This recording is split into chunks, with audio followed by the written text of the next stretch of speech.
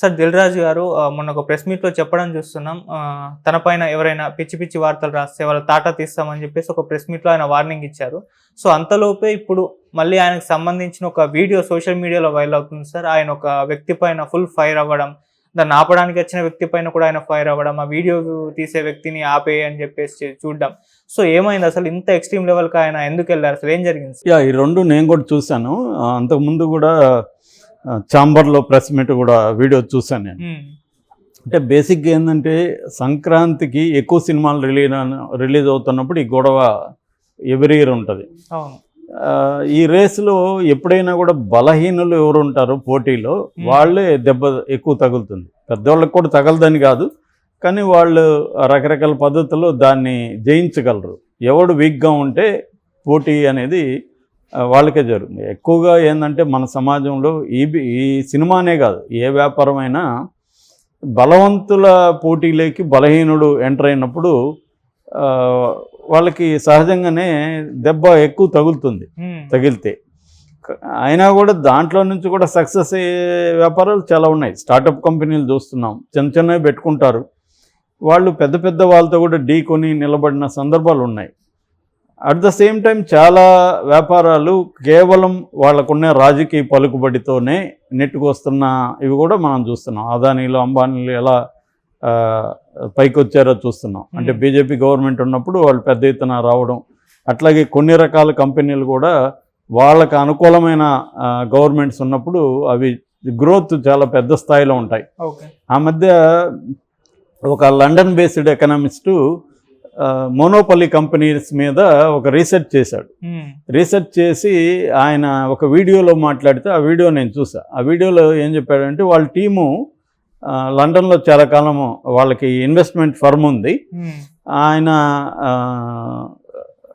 ఇక్కడికి వచ్చి వీళ్ళు కంపెనీలని స్టడీ చేస్తే కంపెనీలు కొన్ని ఆయన ఏమన్నాడంటే నాటీ థింగ్స్ అన్నాడు సరదాగా. అంటే నాటి కొన్ని మోసాలు చేస్తున్నాయి. సో వీళ్ళు ఒక 3 ఏరియాల్లో మోసాలు చేస్తున్నాయి కంపెనీలు అనేది కనిపెట్టారు.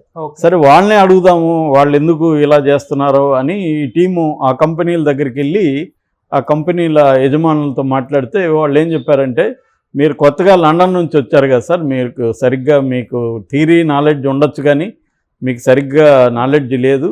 మేము యాక్చువల్గా 6 చోట్ల మోసాలు చేస్తున్నాం, మీరు 3 కనిపెట్టారని చెప్పారంట. సో అంటే ఆయన ఏం చెప్తాడంటే, సౌరభ్ ముఖర్జీ ఆయన పేరు, లండన్ ఎకనామిస్ట్. ఆయన చాలా పుస్తకాలు కూడా రాశారు ఈ కంపెనీల మీద, దాదాపు 6-7 పుస్తకాలు రాశారు. సో ఆయన ఏం చెప్తాడంటే, ఒకప్పుడు 1930s కూడా అమెరికాలో ఈ కంపెనీస్ అంతా కూడా ఇలాగే వ్యవహరించాయి. అంటే మోనోపలి లేకుండా కంపెనీలు డెవలప్ కావడం అనేది ఇవాళ ఇండియాలో కష్టము. డెమోక్రటైజ్ అయితే కష్టం. అవి మోనోపలితోనే పెద్ద కంపెనీలు సర్వైవ్ అవుతున్నాయి, సక్సెస్ అవుతున్నాయి. అంటే ఒక రంగంలో మోనోపలి అవ్వాలి. ఎగ్జాంపుల్ ఇప్పుడు యాపిల్ ఫోన్ ఉంది. యాపిల్ ఫోన్ ఒక దాంట్లో మోనోపలి క్రియేట్ చేయగలిగింది ఏ కారణాలతో అయినా.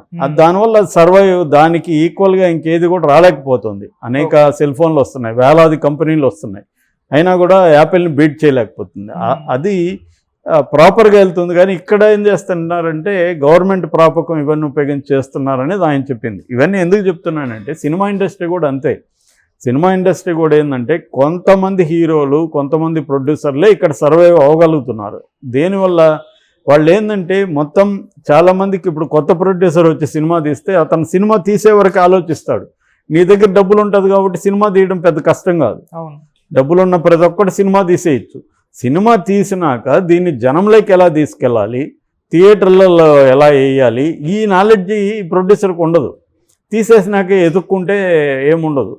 సో ఇది ప్రాపర్గా సినిమా తీసేవాళ్ళు ఏం చేస్తారంటే ఇండస్ట్రీలో ఎస్టాబ్లిష్ అయిన ప్రొడ్యూసర్లు డే 1 నుంచి లాస్ట్ డే వరకు జనం చేరే వరకు కూడా వాళ్ళు మొత్తం ప్రాసెస్ ఎక్కడ ఏ ప్రాబ్లమ్స్ ఉంటాయి దాన్ని ముందుగానే ఎలా సాల్వ్ చేయాలనేది తెలుసు వాళ్ళకి. దానివల్ల ఏం చేస్తున్నారంటే రెగ్యులర్గా సినిమాలు తీయాలనుకున్న దిల్ రాజు కావచ్చు, అల్లు అరవింద్ కావచ్చు, సురేష్ బాబు కావచ్చు, వీళ్ళందరూ ఏం చేశారంటే థియేటర్లు చాలా ఇంపార్టెంట్, థియేటర్లు ఎవరి చేతిలో ఉంటే వాళ్ళే సినిమాల్ని ప్రాపర్గా రిలీజ్ చేసుకోవచ్చు అనేసి వీళ్ళు ఏం చేశారంటే మొత్తం థియేటర్ని పంచుకున్నారు, లీజుకి తీసుకున్నారు. ఒక్కొక్కరు 200, 300, 400 థియేటర్లు వీళ్ళ చేతిలో ఉన్నాయి. అందుకని ఆ 4 చేతిలో థియేటర్లు ఉన్నాయని అంటుంటారు. రెటారిక్. దీనివల్ల ఒక లాభం ఒక నష్టం ఉంది వేరే వాళ్ళకి. నిజానికి వీళ్ళు తీసుకోపోతే చాలా సింగిల్ స్క్రీన్స్ మూతపడేవి, ఎందుకంటే వాళ్ళకి వర్కౌట్ అవ్వకు, నడపలేరు. వీళ్ళు ఏంటంటే 200 థియేటర్లు తీసుకుంటారు కాబట్టి ఒక చోట లాస్ వచ్చినా ఇంకో చోట కవర్ అవుతుంది. నేను ఆ మధ్య సురేష్ ప్రొడక్షన్కి వెళ్ళినప్పుడు అక్కడున్న సురేష్ ప్రొడక్షన్ మేనేజరు నా ఎదురుగానే ఎవరెవరితోనూ థియేటర్ల వాళ్ళతో ఫోన్లు చేసి 3 నెలలు అయింది, మీరు 6 నెలలు అయింది, డబ్బులు ఇవ్వట్లేదని కొట్లాడుతూ ఉన్నాడు. అంటే వీళ్ళకి రావాల్సిన డబ్బులు రావట్లేదు. వాళ్ళు ఏంటంటే ఒక చోట నష్టం వచ్చినా ఇంకో చోట కవర్ అవుతుంది కాబట్టి వాళ్ళు మెయింటైన్ చేయగలుగుతున్నారు. అదే సింగిల్ స్క్రీన్ నడిపేది కష్టం. అందుకని మనకు చాలా సింగిల్ స్క్రీన్లు మూతపడిపోయినాయి. ఎందుకంటే రియల్ ఎస్టేట్ కన్వర్ట్ చేస్తే ఎక్కువ లాభం ఉంది థియేటర్ కంటే, స్పేస్తో కంపేర్ చేసుకున్నప్పుడు. అందుకని ఆ రకంగా థియేటర్లు ఇన్ని బతుకున్నాయంటే ఇవాళ, ఎందుకంటే ఇండియాలోనే హైయెస్ట్ నెంబర్ ఆఫ్ థియేటర్స్ ఉన్నవి number 1 Andhra Pradesh, number 2 Tamil Nadu, number 3 number 4 Telangana వస్తుంది. ఇలా ఉండడానికి కారణం ఏంటంటే వీళ్ళ చేతుల్లో సినిమా థియేటర్లు ఉండడమే. అయితే దీనివైపు నష్టం ఏంటంటే చిన్న సినిమాలకు ప్రాబ్లం అయిపోతుంది, దొరకదు.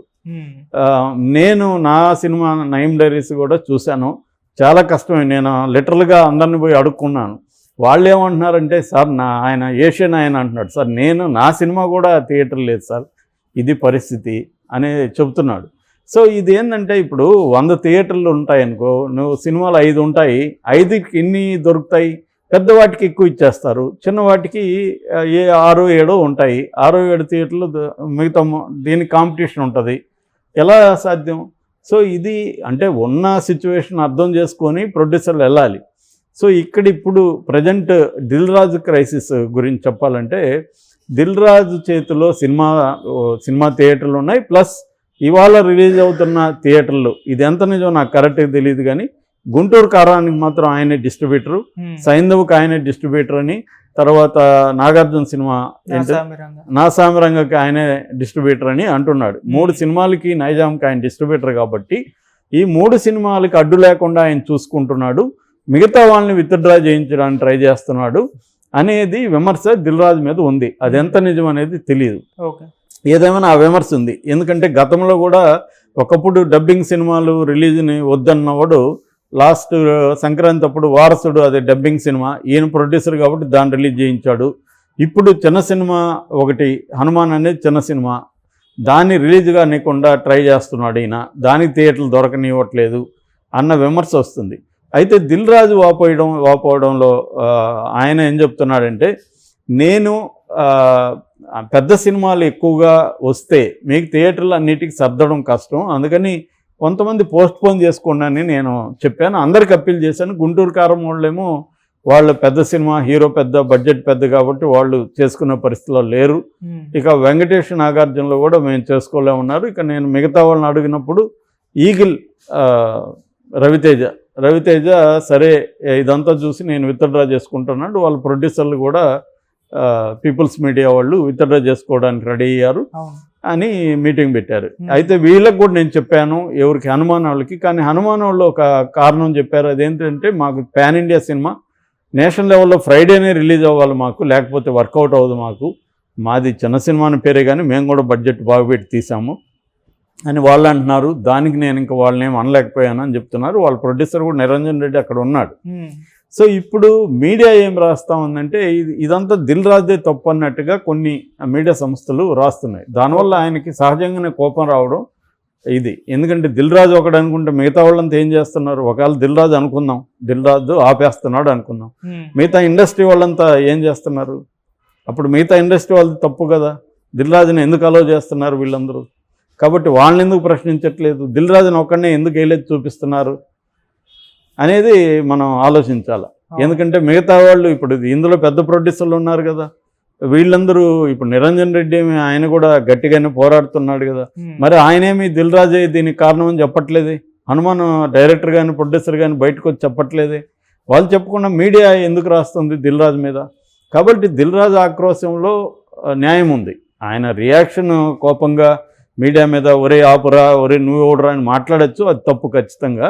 ఆయనకి ఎంత ఆవేశం వచ్చినా వేరే మీడియా పర్సన్స్ని ఒరే తరే అని మాట్లాడితే వాళ్ళు కూడా మాట్లాడతారు కదా ఒరే తరే, అదే రాంగ్. అది దాన్ని నువ్వు లీగల్గా చూసుకోవాలి. అంతేగాని నేను తాట తీస్తాను, తోలు తీస్తానంటే మీడియా వాళ్ళు కూడా వాళ్ళ పద్ధతిలో తాట తీస్తారు. అది పెరగడమే. ఆయన కోపాన్ని మనం అర్థం చేసుకోవచ్చు, కానీ ఆయన ఎక్స్ప్రెస్ చేసిన పద్ధతి ఏంటంటే నేను చేతగానోడు అనుకుంటున్నారేమో, నేను సాఫ్ట్గా ఉంటాను అనుకుంటున్నానేమో, నేను కూడా మీ తాట తీస్తానని ఆ కోపంలో మాట్లాడుతున్నాడు. బట్ అది ఆయన దాన్ని మార్చుకోవాల్సిన అవసరం ఉంది. ఎందుకంటే మీడియా ఇవాళ ఉన్న మీడియాతో గోక్కుంటే ఏమవుతుందంటే ఎక్కడ దెబ్బ కొట్టాలో అక్కడ కొట్టేస్తుంటారు. కాబట్టి రేపొద్దున ఆయన చేసే సినిమాలకంతా నెగిటివిటీ ప్రాకిపోతుంది. మీడియా వాళ్ళకి ఏంటంటే పోలీస్ డిపార్ట్మెంట్ లాగా మీడియాలో కూడా ఒక మీడియా వాళ్ళని ఏదనంటే మిగతా మీడియా వాళ్ళు కూడా హర్ట్ అవుతారు అనకపోయినా. సో దానివల్ల ఏమవుతుందంటే అందరు కలిసి ఆయన తీసే సినిమాల మీద నెగిటివ్ వచ్చే అవకాశం ఉంది. ఏదేమైనా అలా అనడం కరెక్ట్ కాదు, కానీ ఆయన ఆక్రోశాన్ని అయితే మనం అర్థం చేసుకోవాలి. ఎందుకంటే ఆయన ఒక్కడే కమాండ్ ఉందా ఇండస్ట్రీలో? మరి ఎందుకు ఈ 2 Telangana chamber of commerce, film chamber of commerce, Telugu film chamber of commerce, producers council, ఇవన్నీ ఎందుకు ఉన్నాయి? మరి ఇవన్నీ దిల్ రాజే కంట్రోల్ చేస్తున్నాడా? మరి మిగతా వాళ్ళు ఏం చేస్తున్నారు? కాబట్టి ఇది కాంప్లెక్స్ ప్రాబ్లము. దిల్ రాజు ఒక్కడిదే కాదు, మిగతా థియేటర్లు తక్కువ, సినిమాలు ఎక్కువైనప్పుడు ఈ ప్రాబ్లం తప్పదు. సో దీంట్లో ఎవడుకి ఎంత మేనేజబుల్ క్యాపబిలిటీస్ ఉంటే వాళ్ళు థియేటర్ రిలీజ్. ఇప్పుడు అనుమానం చేసుకున్నప్పుడు అనుమానం వాళ్ళు ఆలోచించాలి కదా, పెద్ద సినిమాల రిలీజ్కి మనకి థియేటర్లు దొరకవు అనేది వాళ్ళకి ఉండాలి కదా. వాళ్ళని ఎవరు పెట్టుకోమన్నారు? ఇప్పుడు పెట్టుకొని నాకు థియేటర్లు అంటే ఎందుకు ఇస్తారు? ఎవడైనా వాడి వ్యాపారం, నువ్వు వ్యాపారం, నీ వ్యాపారాన్ని నువ్వు ప్లాన్ చేసుకో, అతని వ్యాపారాన్ని అతను చేసుకున్నాడు. సో దిల్ రాజు థియేటర్లు నీకెందుకు ఇవ్వాలి వాళ్ళకి ఇవ్వకుండా? సో ఇక్కడ ఇది వ్యాపారం. దీన్ని వ్యాపారానికి సంబంధించిన లాజిస్టిక్స్, రూల్స్, రెగ్యులేషన్స్ అర్థం చేసుకుని నువ్వు వ్యాపారంలోకి దిగాలి. కానీ ఇక్కడేదో నువ్వు చిన్న సినిమాని బతికించాలని దిల్ రాజు ఎందుకు అనుకోవాలి? ఎందుకు బతికించాలి? అతను కూడా చిన్న సినిమాలు తీశాడు. నువ్వు మరి చిన్న సినిమా తీసినోడు నీకు రిలీజ్కి నీకు ప్లాన్ ఉండాలి. ఆ మధ్య సురేషే వాపోతున్నాడు, మేము ఓకే, నాకు కూడా నెట్ఫ్లిక్స్ వాళ్ళు కానీ అమెజాన్ వాళ్ళు కానీ సమాధానం ఇవ్వట్లేదు, ఆడేం జరుగుతుందో మాకు తెలియదు, అదో ప్రపంచం అంటున్నాడు ఆయన. అంటే ఓటీటీ బాధితులు పెద్ద ప్రొడ్యూసర్లు కూడా ఉన్నారు ఇక్కడ. ఏంటంటే ప్రతి వ్యాపారంలో కూడా దాని లాజిస్టిక్స్, దాని ఇంటర్నల్ వర్కింగ్స్ అనేవి అర్థం చేసుకొని ఆ వ్యాపారంలోకి ఎంటర్ అవ్వాలి. అంతేగాని నా చిన్న సినిమాని రక్షించండి అంటే ఎందుకు రక్షించాలి నీ చిన్న సినిమాని? Okay sir, thank you.